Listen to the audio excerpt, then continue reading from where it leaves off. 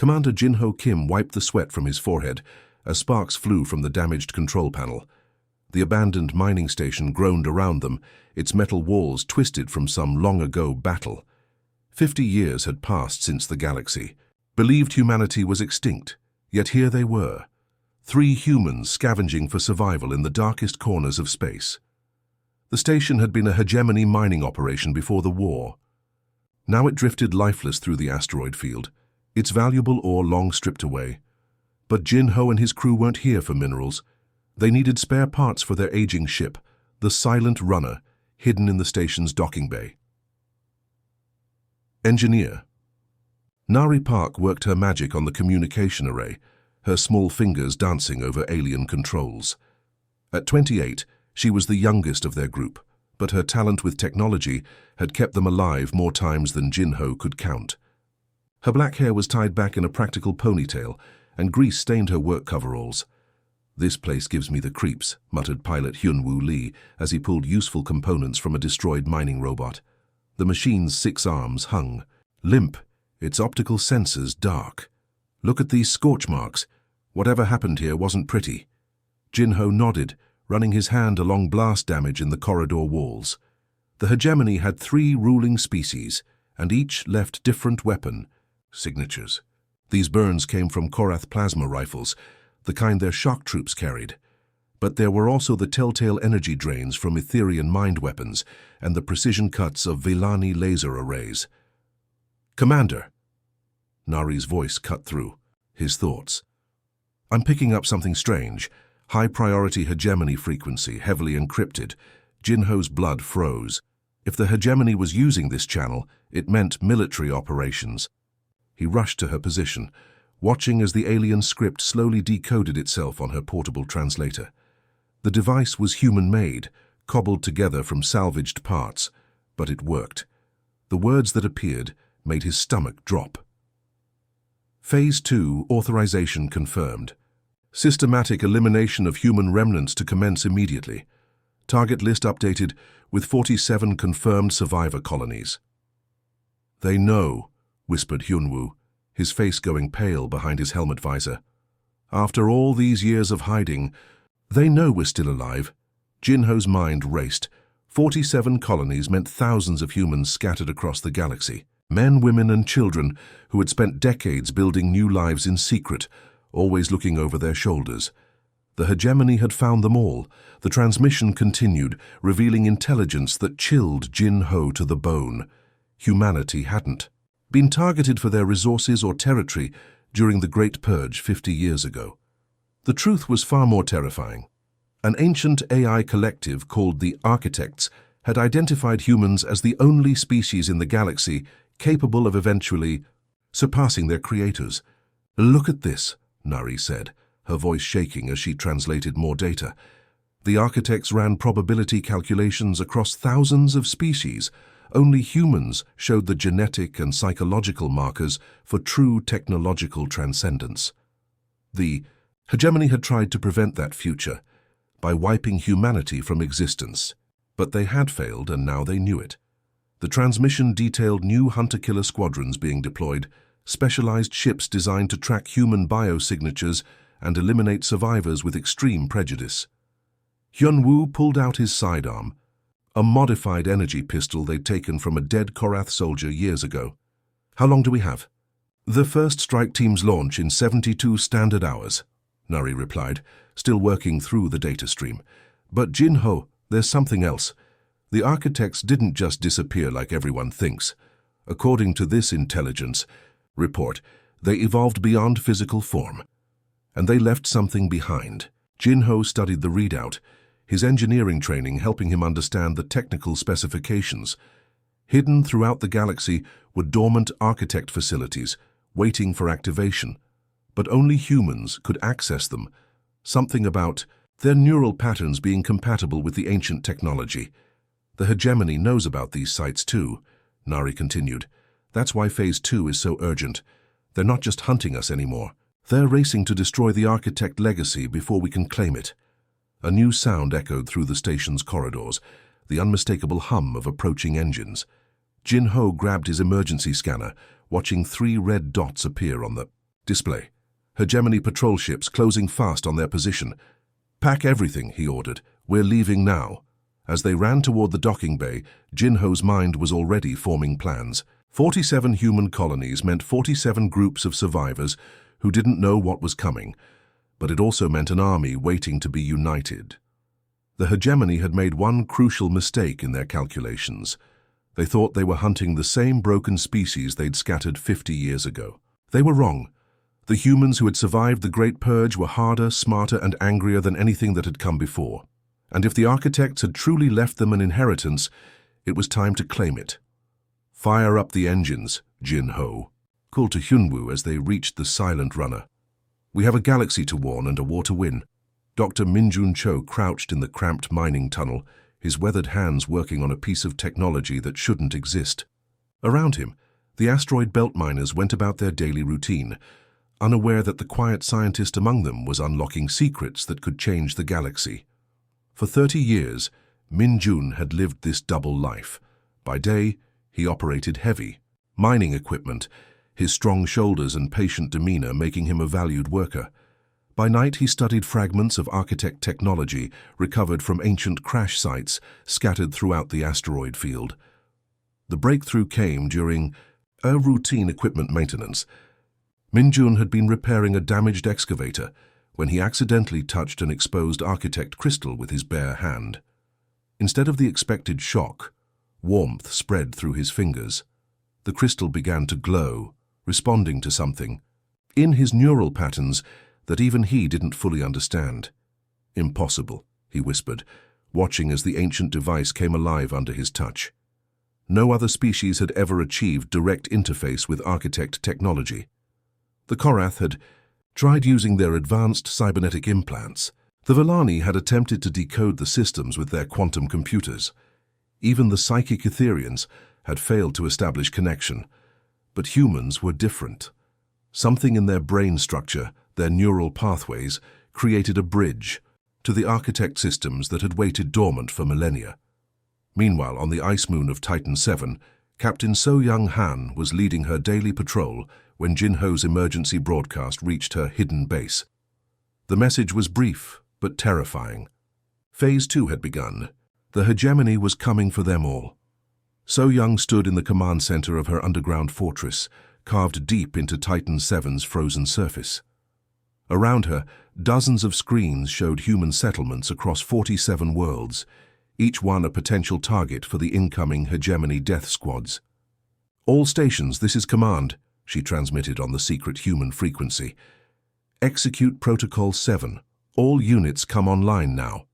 What happened next would have shocked the hegemony military planners. Across the galaxy, in hidden asteroid bases, underground bunkers and camouflaged space stations, human survivors emerged from deep cover. These weren't the refugees the hegemony expected to find. On the desert world of Kepler 9, Lieutenant Donghyun Park activated weapon systems that had been concealed for decades. Massive railguns rose from beneath the sand dunes, their barrels gleaming with adapted Korath technology. The humans had spent years studying captured enemy weapons, improving them, making them deadlier. In the gas giant rings of the Vega system, Commander Yoon Seo Kim's fleet of modified fighters uncloaked. The ships looked like standard human vessels from the outside, but their engines hummed with hybrid Vellani human technology that pushed them beyond conventional speed limits. "The hegemony thinks we've been cowering in the shadows," So Young transmitted to the growing network of resistance cells. "They don't realize we've been preparing for this day since the Great Purge ended." Her words reached desperate human communities who had spent 50 years planning for survival. They had studied their enemies, learned from captured technology, and most importantly, they had adapted. The humans emerging from hiding weren't the same species the hegemony had tried to exterminate. The three ruling species of the hegemony began mobilizing their combined fleets. The Korath warships were massive, bristling with plasma cannons and armored like mobile fortresses. Their commanders were bred for battle, standing 8 feet tall with natural armor plating and forearms perfect for operating multiple weapon systems. The Vellani contributed their merchant fleets, converted into support vessels carrying supplies and smaller attack craft. These spider-like beings had 8 limbs and compound eyes, that could track dozens of targets simultaneously. Their technology focused on precision and efficiency. Most feared were the Etherians, floating jellyfish-like creatures whose psychic powers could crush minds from light years away. Their bioships were living entities, grown rather than built, capable of self-repair and adaptation during combat. But as the combined hegemony fleets swept through the outer systems, expecting to find scattered refugees hiding in caves and abandoned stations, they discovered something else entirely. The first Korath squadron to reach the asteroid belt found themselves facing coordinated resistance cells armed with impossible technology. Human fighters that could phase through solid matter engaged Korath dreadnoughts. Modified mining equipment turned into weapons that could slice through Villani armor like paper. Most shocking of all, some humans seemed immune to Etherian psychic attacks, their minds protected by technology that shouldn't exist. Minjun's voice crackled through the quantum communicators, reaching every human cell in the galaxy. I've accessed the Architect mainframe. They didn't just leave us technology, they left us an inheritance. His discovery changed everything. The Architect systems weren't just ancient machines waiting to be activated. They were a test designed to identify worthy successors. For millions of years, they had waited for a species with the right combination of intelligence, adaptability, and something the architects called transcendence potential. Only humans possessed all three qualities. The neural compatibility wasn't an accident, it was by design. The architects had been preparing for humanity's arrival long before Earth even existed. All human forces, Minjun continued, his voice filled with awe and determination. We're not just fighting for survival anymore, we're fighting to claim our birthright as the architect's chosen inheritors. The galaxy was about to discover that humanity's greatest strength wasn't their technology or their weapons. It was their refusal to give up, even when facing complete extinction.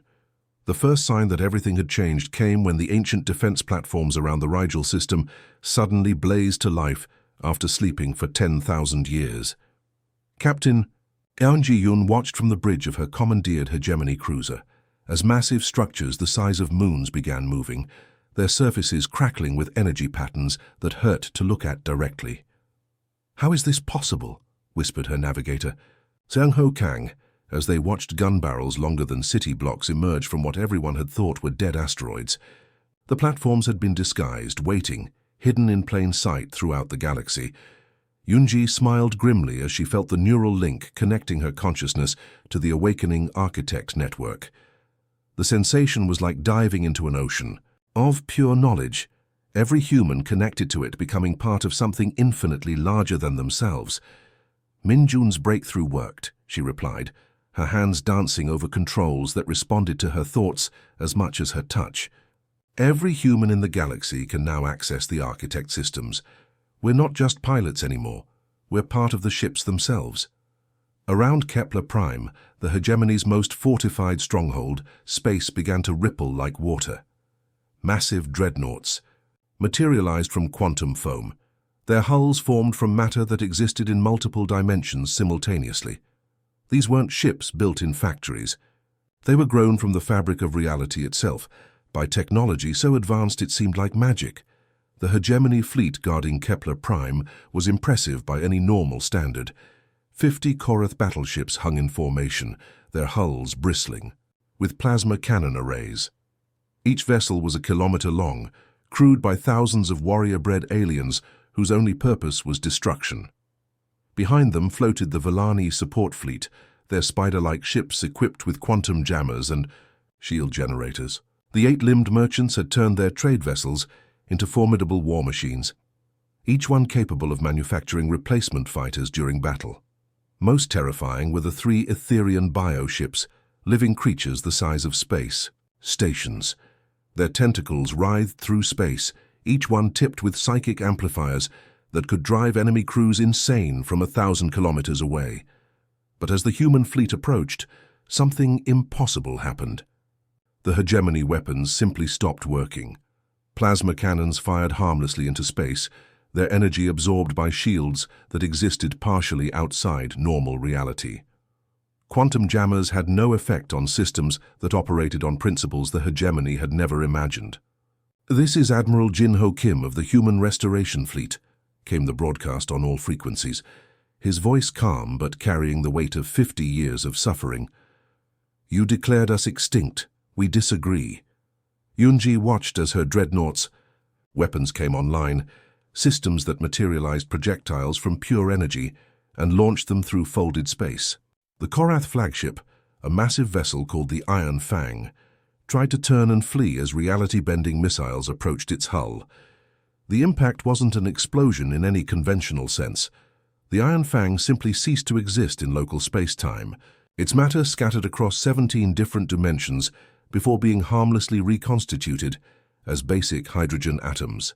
"Target their weapons, not their life support," Jin-Ho's voice continued across the battle network. "We're here to liberate, not slaughter." It was a message that stunned both human and alien forces. Despite their overwhelming technological advantage, despite 50 years of persecution, the humans were showing restraint. Hegemony ships found their weapon systems disabled, but their crew quarters untouched. Escape pods were allowed to launch unmolested.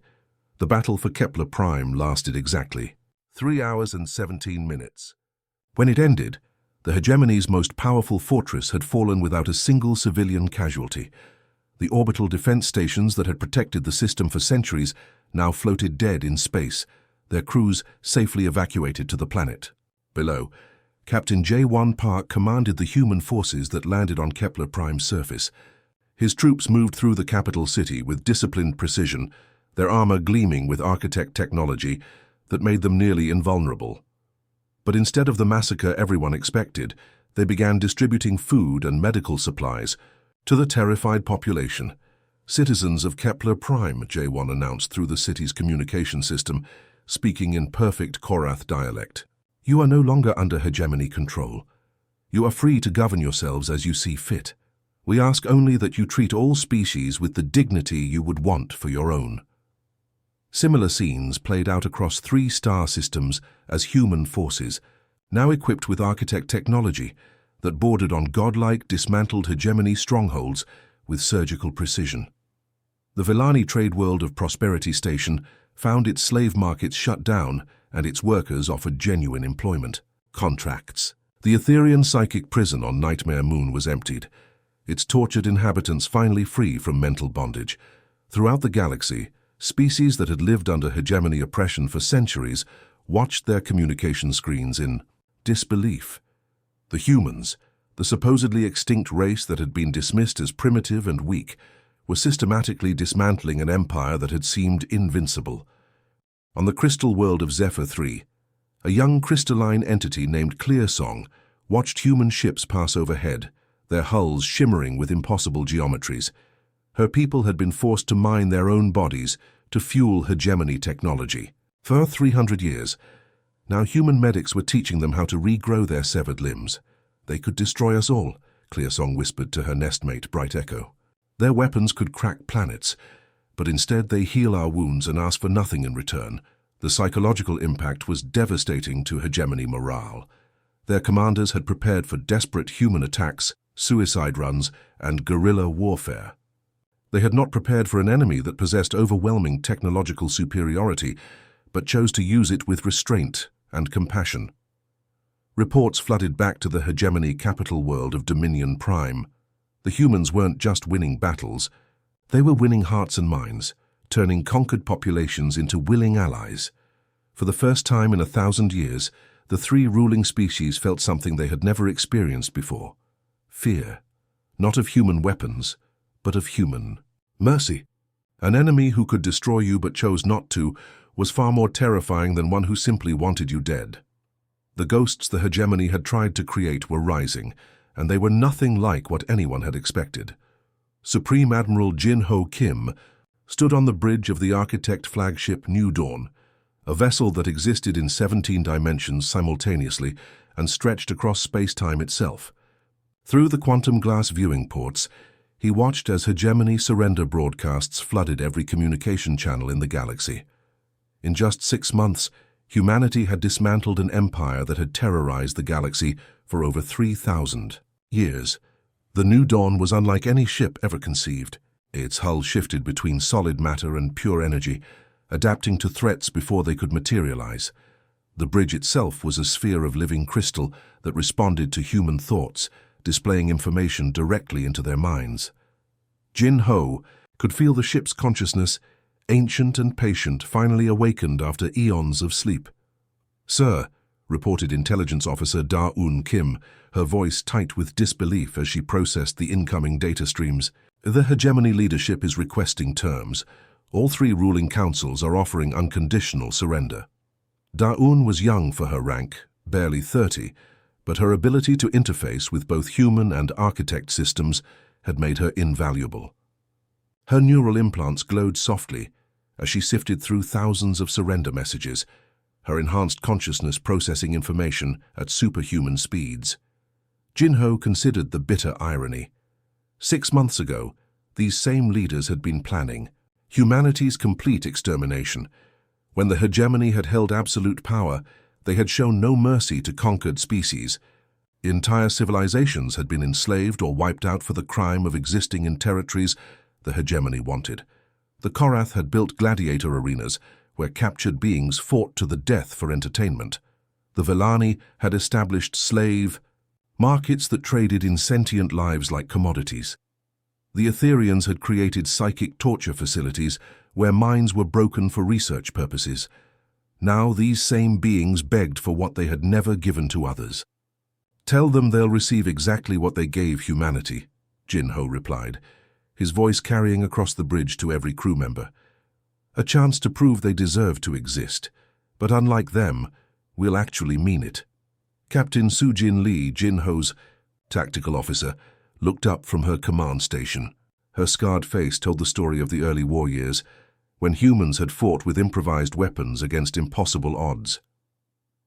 "Admiral, our forces have surrounded the hegemony capital world of Dominion Prime. Should we begin the siege?" Through the ship's quantum sensors, Jinho could see the massive planet that had served as the center of galactic oppression for millennia. Dominion Prime was a fortress world, its surface covered with defensive installations and underground bunkers. Billions of hegemony citizens lived there, most of them ordinary beings who had never chosen the path of conquest their leaders had forced upon the galaxy. "No siege," Jinho decided. "We're not them. Send a diplomatic envoy." The decision shocked his staff. Commander Hyunwoo Lee, now serving as Jinho's chief of staff, stepped forward. "Admiral, with respect, they tried to commit genocide against our entire species. The survivors of 47 worlds are calling for justice." Jinho turned to face his old friend, remembering the young pilot who had trembled with fear in that abandoned mining station so long ago. Now Hyunwoo commanded fleets of his own, his body enhanced with architect technology that made him faster and stronger than any baseline human. "Justice, yes," Jinho agreed, "but not revenge. The architects chose us because we could transcend the cycle of violence that trapped every other species. If we become what they were, we'll have failed the test." The three hegemony leaders had barricaded themselves in the Imperial Palace on Dominion Prime, a massive structure that reached from the planet's core to its upper atmosphere. Supreme War Chief Thakron of the Korath paced his war room, his forearms gesturing frantically as he shouted orders to subordinates who were no longer listening. "Impossible," he roared, his natural armor plates rattling with rage. "We are. The Korath, we have conquered 1,000 worlds. How can hairless primates defeat us?" But even as he raged, his tactical displays showed the truth. Korath fleets across the galaxy were surrendering or simply disappearing, their crews evacuated safely before their ships were deactivated by technology that made their weapons seem like children's toys. High Merchant Velketh of the Vellani had locked herself in her counting chamber, surrounded by quantum computers calculating impossible equations. Her 8 limbs worked frantically, trying to find some economic solution to military defeat, but her trade networks were crumbling as liberated worlds rejected hegemony currency and embraced the resource-sharing systems the humans were establishing. Most terrifying was the silence from Mind Empress Zixara of the Etherians. The psychic overlord had retreated into deep meditation, her consciousness probing the quantum realm for some weapon that could turn the tide. What she found there broke her ancient mind. The architects were still present, existing as pure consciousness in the spaces between reality. They had been watching, waiting, judging every species that achieved interstellar travel. The hegemony had failed their test spectacularly, choosing domination over cooperation, fear over understanding. Humanity had passed, not through superior firepower, but through moral choice. The surrender ceremony took place on neutral ground, aboard a massive space station that the humans had constructed in just 3 days, using architect manufacturing technology. Representatives from every species in the galaxy attended, watching as the 3 hegemony leaders formally transferred power to the newly formed Galactic Concord. Jin Ho stood before beings who had once commanded the deaths of trillions, including most of his own species. The temptation for revenge burned in his chest, but he had learned that the greatest strength was knowing when not to use the power you possessed. The hegemony is ended, he announced to the galaxy, but its people are not. Every being who chooses peace over conquest, cooperation over domination, will find a place in the new order we're building together. The 3 former rulers were not executed or imprisoned. Instead, they were assigned to work in rehabilitation centers, helping to heal the psychological damage their empire had caused. It was perhaps the cruelest mercy possible, forcing them to face the consequences of their actions through service to their former victims. As the ceremony ended and the galaxy began its first day of freedom in millennia, Jin Ho looked out at the stars and wondered what the architects would think of their chosen inheritors. Humanity had been given godlike power, and they had chosen to use it to heal rather than harm. The test was far from over, but so far humanity was passing with honor. 1 year after the fall of the hegemony, the galaxy looked nothing like it had for the past 3 millennia. Fleet Admiral So Young-han walked through the floating gardens of New Geneva Station, a massive space habitat that served as the headquarters of the Galactic Concord. The station existed partially outside normal space-time, its corridors stretching through folded dimensions that made it larger inside than outside. Children's laughter echoed through the bioluminescent trees as youngsters from dozens of species played together. A small human girl named Ji-un chased a crystalline child whose body sparkled like living diamond. Nearby, a group of young Korath practiced peaceful meditation instead of the combat training that had defined their species for generations.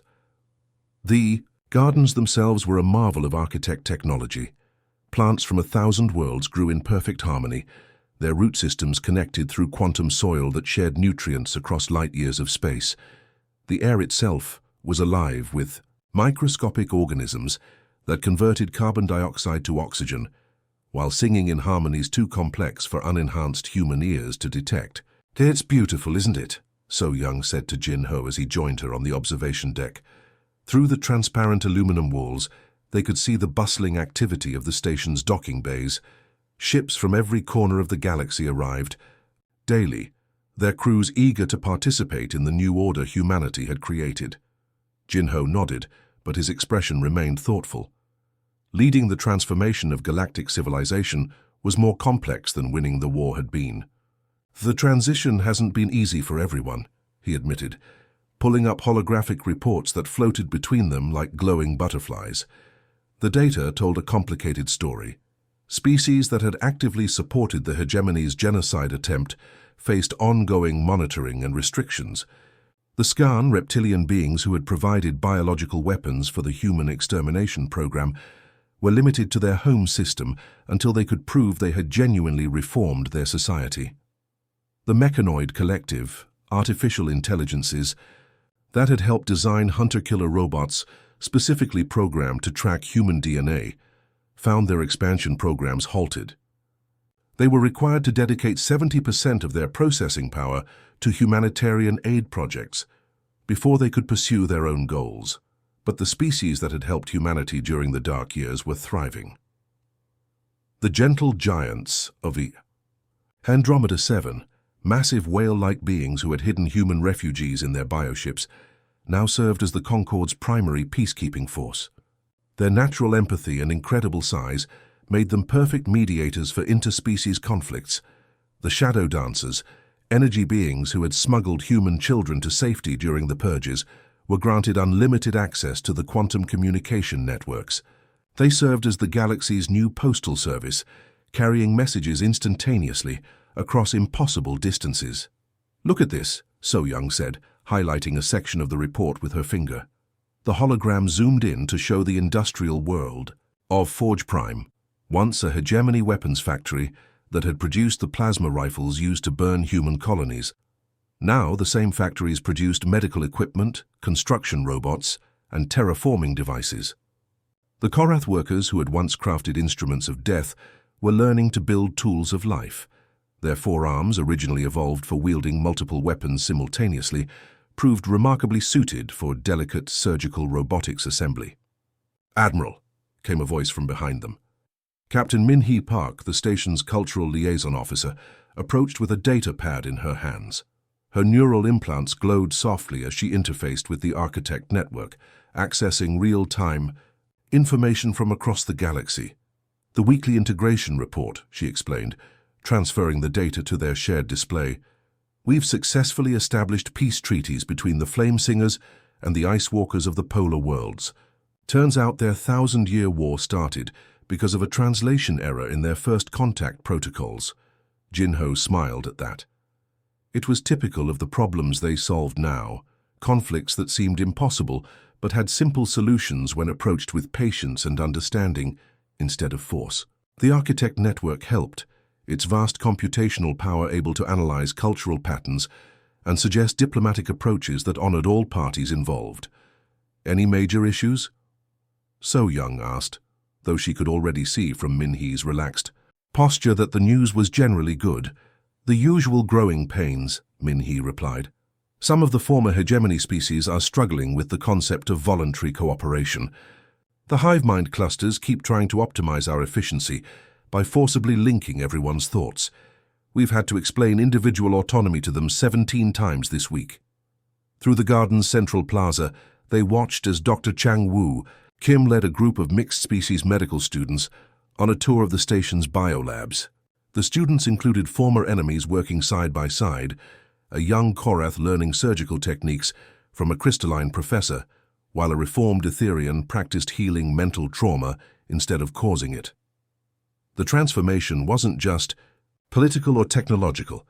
It was deeply personal for every being in the galaxy. The Architect network had begun subtle modifications to species-wide psychology, not controlling their thoughts, but gently encouraging empathy and cooperation over aggression and dominance. The Architects knew this would happen, So-Young told Jinho as they reviewed the latest colonization reports. New worlds were being settled every day, not through conquest but through careful environmental planning that respected existing ecosystems. "They created a test spanning millions of years," she continued, her voice filled with awe. "Every species that achieved interstellar travel was evaluated for what they called transcendence potential, the ability to wield ultimate power without ultimate corruption." Jinho watched a small drama unfold in the garden below. A human child had tripped and scraped her knee. Instead of crying or calling for adult help, she was immediately surrounded by children from 6 different species, each offering comfort, in their own way. A gentle giant youngling hummed soothing melodies, while a crystalline child projected healing light from her fingertips. "We passed the test," Jinho said quietly. "Not because we were the strongest or the smartest, but because, when we finally had the power to destroy our enemies completely, we chose not to. The galaxy had tried to erase humanity, fearing what they might become. Instead, humanity had shown them what they could all become together. The age of empires built on conquest was ending. The age of civilization, built on cooperation, had begun as the station's artificial sunset painted the gardens in golden light. Children from across the galaxy played together in perfect harmony. Tomorrow would bring new challenges, new opportunities to prove that the Architects had chosen wisely. But today, for the first time in millennia, the galaxy was truly at peace. The end.